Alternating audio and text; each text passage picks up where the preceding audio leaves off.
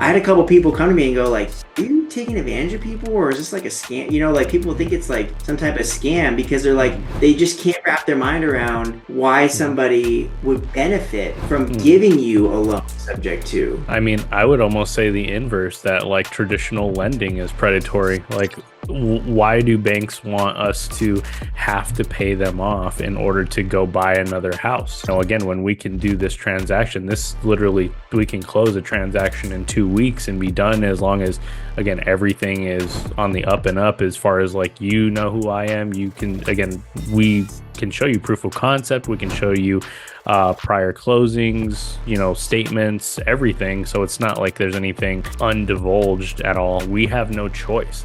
Well, this is a choice that we have, and it is taught in IRS code. It's taught in everything. All right, we're back with my property manager, my good friend Richard Daly. Richard, thanks for joining the show, man. I'm glad to have you on. Yeah, thanks for having me back, man. All right, we're going to dive right into it because on this show, we're all about abundance and eliminating scarcity mindsets. And a lot of people have a lot of fear when it comes to real estate and specifically subject to. And so, Mhm. what I want to do today is I want to just say, okay, look, what are the most common concerns and questions that you get when helping people with subject to? And so that way we can address those for people and go through them one by one. So, if Yeah. you could start off, I know you got like, we put together a pretty solid list. Like, what do you have is like the Mhm. number one thing you get when you tell somebody about what subject to is? And maybe for people who don't know that's watching this video, explain like what subject to is first as a framework, Yeah. and then we'll break down the key questions. Yeah, for sure.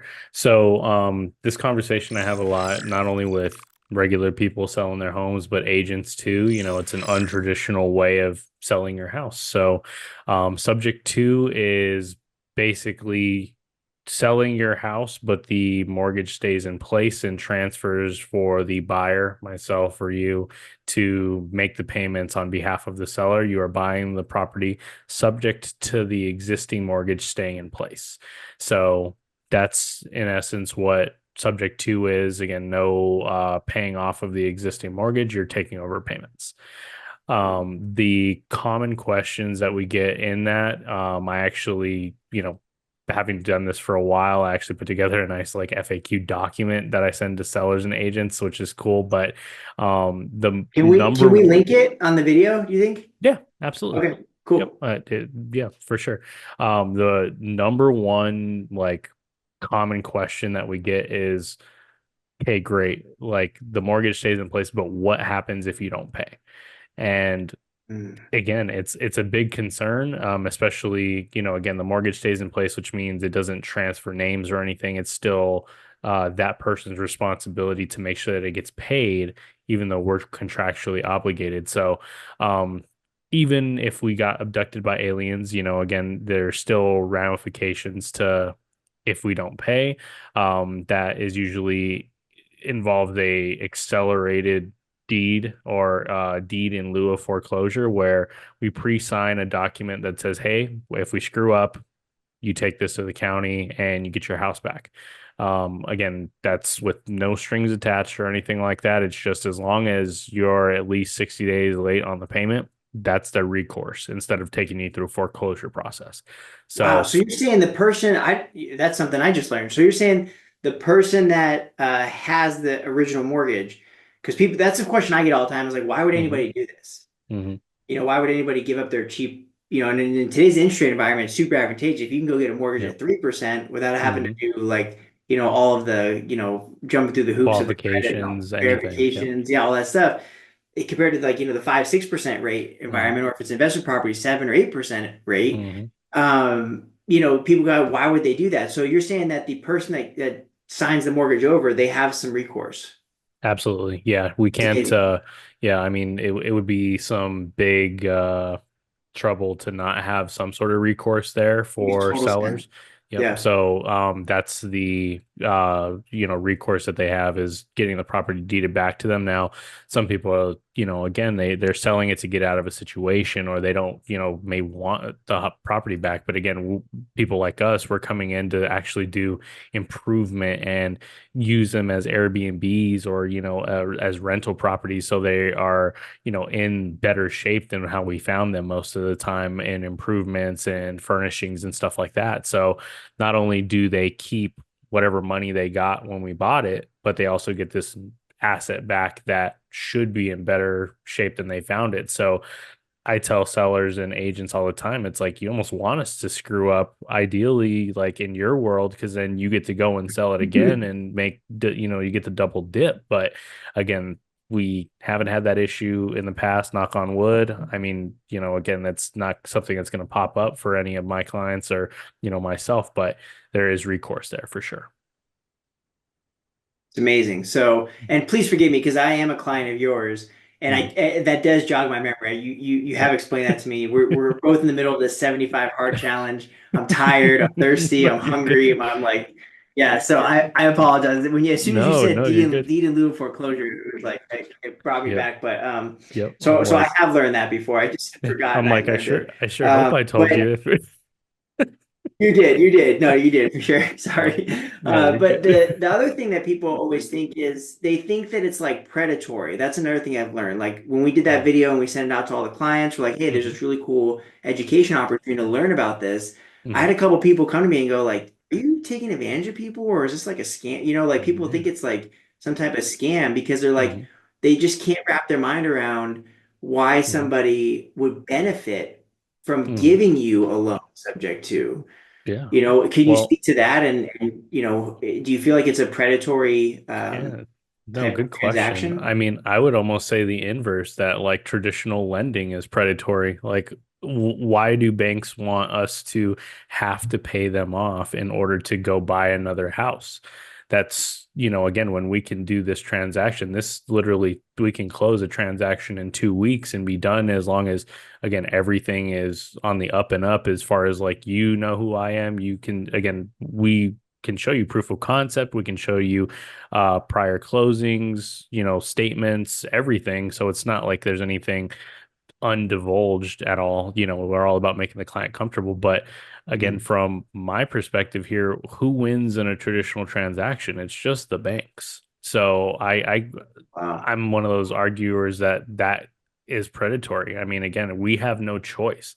Well, this is a choice that we have, and it is taught in IRS code. It's taught in everything. So it's more crazy that people don't do it more often when it is a common thing written about in IRS tax law, mortgage law, like everything, and in your mortgage documents. So it's Mhm. not taking advantage of anybody. It is completely your choice. When we go into the documents, like we have everything outlined where you sign saying you're not signing this under duress. You're not in any financial situation where this is your only way out.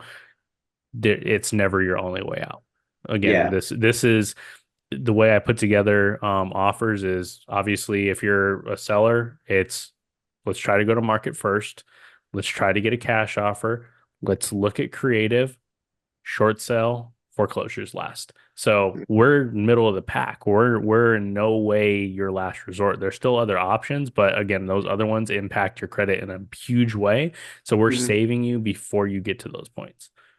Yeah, I think that's really important, and it's definitely not a scam. I mean, that's important. A scam would be Yeah. just like taking someone's money or If it was a scam, we intentional. couldn't get title insurance on it. We couldn't go to Right. a closing Yeah. attorney like or a title company. Like they wouldn't do it if it was a scam.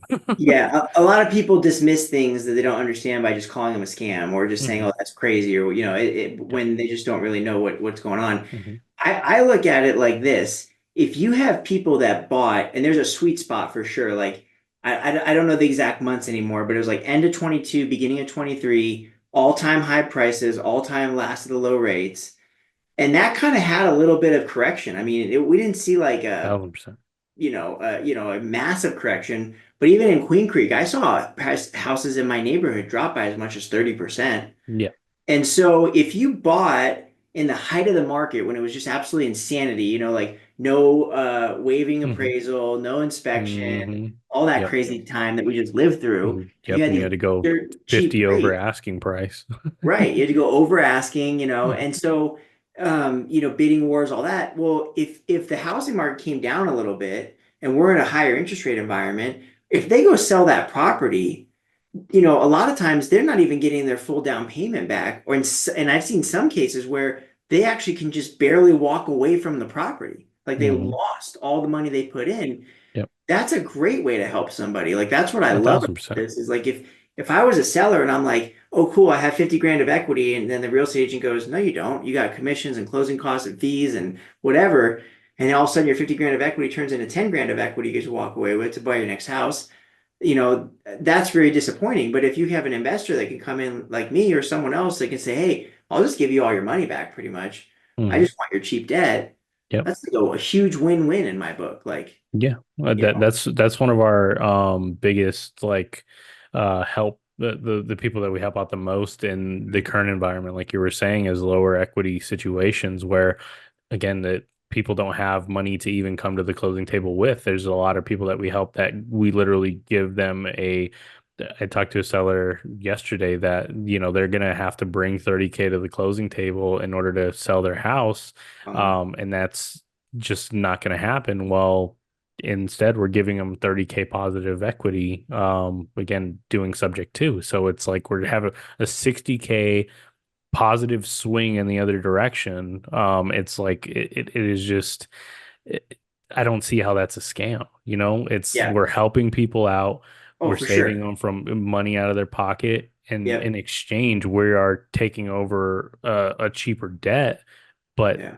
again, everything about that too is, we're giving you proof to go ahead and go buy your next house too. You don't have to have that paid off. We're giving you full servicing report to say, you're no longer paying that debt. We are servicing that loan. Kind of like if they rented out the house, well, you're no longer making that payment. Someone else is.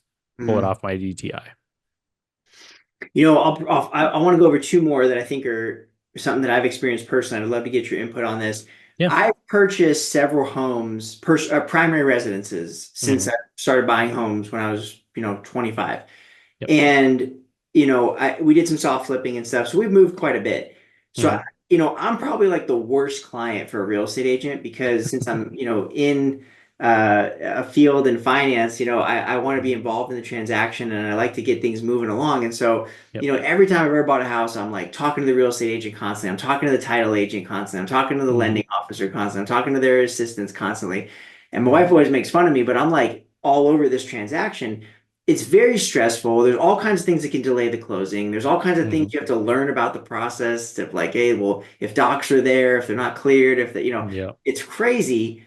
It's scary how simple it is to close on these transactions. Like the first one we did, I was driving to Colorado. Yeah. Yep. It's extremely easy. It Yeah. helps when you have a good team. Again, like we had mentioned in the past, we have a good transaction coordinator that was able Yeah. to make sure all the documents are in, that is well versed and creative and subject to transactions. And again, we make it really easy to get these things closed. But yeah, compared to a normal transaction where you can't even breathe or go swipe your card at a gas station and you use the wrong card and gosh, the underwriter is not going to approve you now.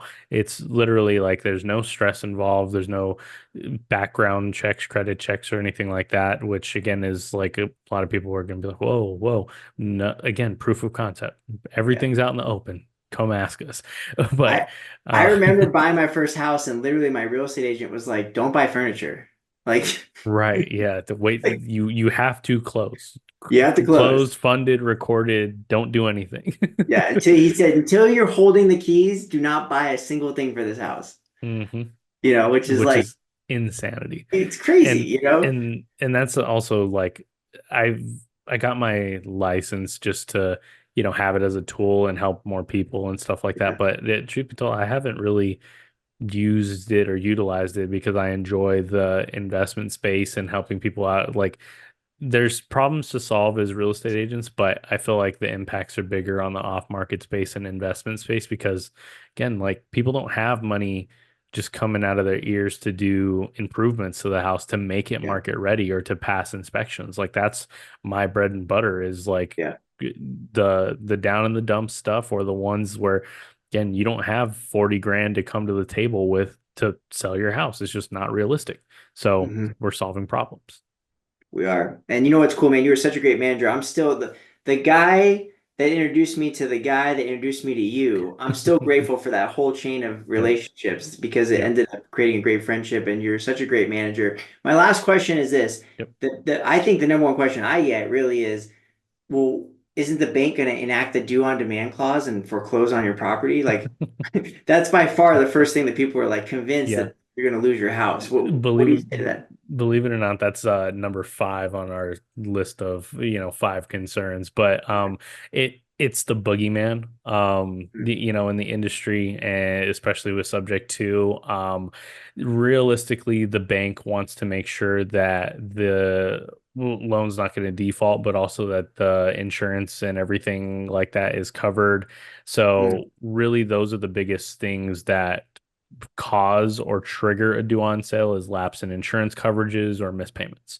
But mm, even if that does happen, or again, it just happens like out of nowhere, there are ways to get out of it. We can deed the property back to the original owner and we go through a new contract called land contract or agreement per sale or contract for deed. They have a bunch of different names for it, but awesome. it's just basically the owner selling to us with again us making installment payments to Wow. them. So it's really just another way to do it. Most of the time when people push back on subject to and they don't want the, potential risks or like having us be the person making the payments, they want control of it. Agreement for sale or contract for deed is the way to go, just so Mm. we have to pay them and they're paying the mortgage. So Have you ever seen a due on demand clause enacted? once, but not like, we see it pop up, but it's usually like one in every like 5,000 transactions. But normally you see it pop up and it's like, hey, it happened, and you can even call the bank and talk to them, and they're like, oh, okay, you're paying it, cool, doesn't matter. It's Yeah. really not crazy. Yeah, I think you introduced me to a title agent one time that explained it perfectly. She's like, the bank's still getting their money. They don't care. Exactly. They Yeah. I want their mean, payments. They want a like, good borrower. yeah, I'm like, hey, Danny, if you literally maxed out your credit card, but I was the one paying for it, you think Amex is going to care that I'm paying for your credit card? Absolutely Right. not. It's the Yeah, same thing. they're not going to foreclose on somebody that's making good, steady payments. I mean, Exactly. Yep. doesn't And make sense. that the That's how property she explained it to insurance. me, and I was like, oh, when she said that, it was like Mhm. the light bulb went off. I was like, that makes total sense. Yep. Richard, thanks so much for joining, man. I appreciate all the Yeah. time and energy you put into this and how you try to show up to serve people and really help get them educated on what's out there. This is really something I think more people need to know about. It can be a 100%. game changer for the right person and the right buyer, the right seller. So we're going to link Richard's frequently asked questions down below. If you want to reach out to Richard, you can check him out on Instagram. We'll put that down below. Richard, anything else you want to add? No, I appreciate you having me on. Yeah, reach out to me if you have any questions, concerns, and we got a couple courses coming out. So I'm looking to give back and educate more people on this, man. Yeah, we'll definitely lift those up when those come out and help people to see where they can get access to those. So thanks for coming Mhm. on. And if you guys haven't checked out any of our other videos, we've done a couple now. Check out one of these where we broke down a deal that Richard helped me buy. We go through the Mhm. numbers, the cash flow, the debt, the appreciation. Absolutely incredible video. Richard, thanks for joining me. I appreciate it. Thanks for having me, man.